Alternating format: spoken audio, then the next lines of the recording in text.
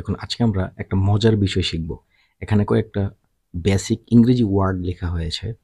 Chair, stone, scold, price, small, that. আমরা কখনো কি ভেবে দেখেছি যে একটা ইংরেজি শব্দের মধ্যে কয়টা শব্দ লুকিয়ে আছে? চলুন দেখা যাক। প্রথম ওয়ার্ডটা হচ্ছে চেয়ার। চেয়ার অর্থ বাংলায় কেদারা। মূলত আমরা চেয়ারকে বুঝি। যদি আমরা সি বাদ দিয়ে দিই তখন এটার মধ্যে নতুন ওয়ার্ড হয় হেয়ার। হেয়ার।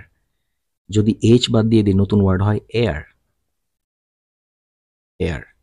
হেয়ার অর্থ চুল, এয়ার অর্থ বাতাস বা বায়ু। তাহলে চেয়ারের মধ্যে তিনটা ওয়ার্ড আছে: chair, hair, air. Stone. Stone অর্থ আমরা জানি পাথর। স্টোন থেকে যদি এস বাদ দিয়ে দিই তখন নতুন ওয়ার্ড হয় টুন। TONE, টুন। আর যদি টি বাদ দিয়ে দিই তখন নতুন ওয়ার্ড হয় ওয়ান। টোন অর্থ কণ্ঠস্বর বা স্বর, আর ওয়ান অর্থ এক। এবার আসি নতুন ওয়ার্ড স্কল্ড।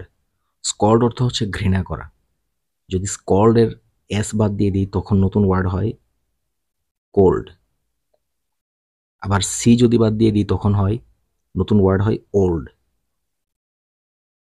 কোল্ড অর্থ ঠান্ডা, ওল্ড অর্থ পুরাতন। তাহলে স্কল্ডের মধ্যে তিনটা ওয়ার্ড আছে: স্কল্ড, কোল্ড, ওল্ড।